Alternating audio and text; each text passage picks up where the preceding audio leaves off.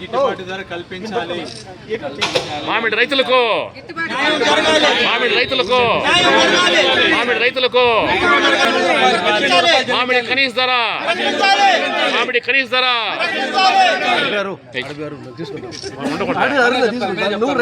మిగిలి ఉన్న పలుపును ఆలయాలకు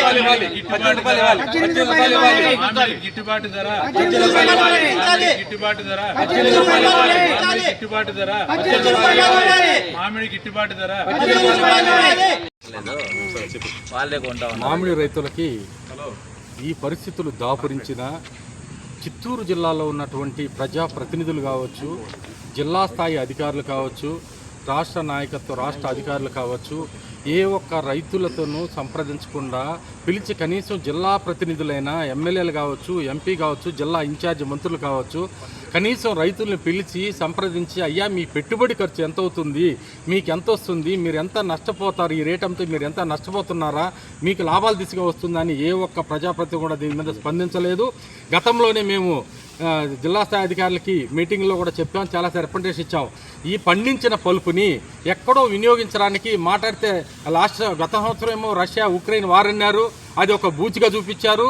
ఆ బూచి చూపించినా కానీ ఈ మధ్య రీసెంట్గా చిత్తూరు కలెక్టర్ గారు ఇచ్చిన స్టేట్మెంట్ ప్రకారం 80% పల్పు వెళ్ళిపోయింది, ఓన్లీ 20% స్టాక్ ఉందని కలెక్టర్ గారు కూడా చెప్పారు. సో 80% రష్యా ఉక్రెయిన్ వారు బూచు చూపించిన 80% పల్పు అమ్మేశారు. ఈ సంవత్సరం వచ్చేకాడికి మళ్ళీ మాట్లాడితే ఇరాన్, ఇజ్రాయెల్, అమెరికా బూచు చూపిస్తున్నారు, యుద్ధం బూచు అనేది. అయ్యా ఆ బూచులంతా మాకు అవసరం లేదు, ఈ బూచులు చమ్మిస్తే ప్రజలు నమ్మే స్థితిలో లేరు రైతులు. ముఖ్యంగా మీరు ఆ బూచులు చూపించకుండా మేము చెప్పిన ఆల్టర్నేటివ్ వినియోగానికి సంబంధించి చిత్తూరు జిల్లాలో ప్రధానమైన మనకు తిరుమల టెంపుల్ ఉంది.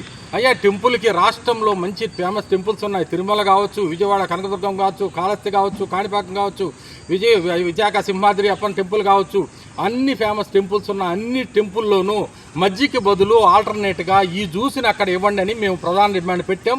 దానిపైన వినతి పత్రం కూడా ఇచ్చాం.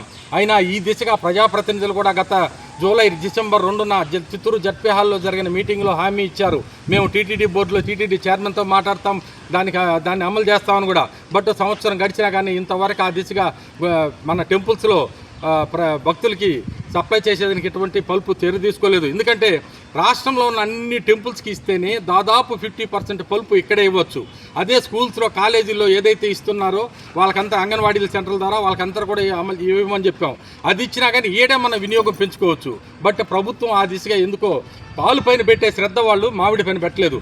అంటే ప్రభుత్వానికి పచ్చ మామిడికాయ అంటే ఎందుకో వాళ్ళకి అంత కాంతకింపుగా ఉంది. పచ్చ మామిడికాయ అంటే పచ్చ అంటేనే వాళ్ళకి ఎందుకో ఇది చేస్తున్నారు. మరి పచ్చని ప్రోత్సహించమంటున్నాం. ఎందుకంటే చిత్తూరు కలెక్టరేట్ ఉంది, ఎక్కడ చూస్తే ఆడ చూసినా గ్రీనరీ, పచ్చని చెట్లు కనిపిస్తాయి, గ్రీనరీ కనిపిస్తాయి. అంటే పచ్చదనంలో అంత ఇది ఉంటుంది. బట్ పచ్చదనం అంటే ఈ నాయకులకి ఎందుకో పచ్చదనాన్ని వ్యతిరేకిస్తున్నారు. ఆ విధంగా వాళ్ళ మనసు మార్చుకోమని కోరుకుంటున్నాం. ఇంకా ఈ డిమాండ్లో వీళ్ళు చెప్పిన 7.5 రూపాయలు ఏదైతే ఉందో జిల్లాలో ఏ ఒక్క ఫ్యాక్టరీ కూడా అమలు చేయడం లేదు. ఏ ఒక్క ఫ్యాక్టరీ కూడా 7.5 రూపాయలు ఇస్తామని ఎక్కడ బోర్డులు ధరలు పట్టి పెట్టలేదు. ఏ ఒక్క ర్యాంప్ దగ్గర కూడా బోర్డులు లేదు. ఫ్యాక్టరీల దగ్గరికి వెళ్తే 5 రూపాయలు ఇస్తాం, 4 రూపాయలు ఇస్తాం, 5.5 రూపాయలు ఇస్తాం అంటున్నారు. కానీ ఏ ఒక్క ఫ్యాక్టరీ కలెక్టర్ గారు చెప్పినట్టు 7.5 రూపాయలు ఇస్తామని ఎక్కడ ప్రకటించలేదు. కాబట్టి తక్షణమే ధరల పట్టీలు పెట్టాలి, ధరల పట్టిగా బోర్డులు ఉండాలి. అదేవిధంగా ర్యాంపుల్లో 2 రూపాయలు 3 రూపాయలు అంటే రైతు ఏ విధంగా నాశనం అవుతాడో ఒకసారి ప్రభుత్వ అధికారులకు తెలియదాన్ని మేము డిమాండ్ చేస్తున్నాం. ఈ దిశగా చర్యలు తీసుకోవాలని చెప్పి రైతును కోరాలని చెప్పి ప్రభుత్వాన్ని డిమాండ్ చేస్తున్నాం.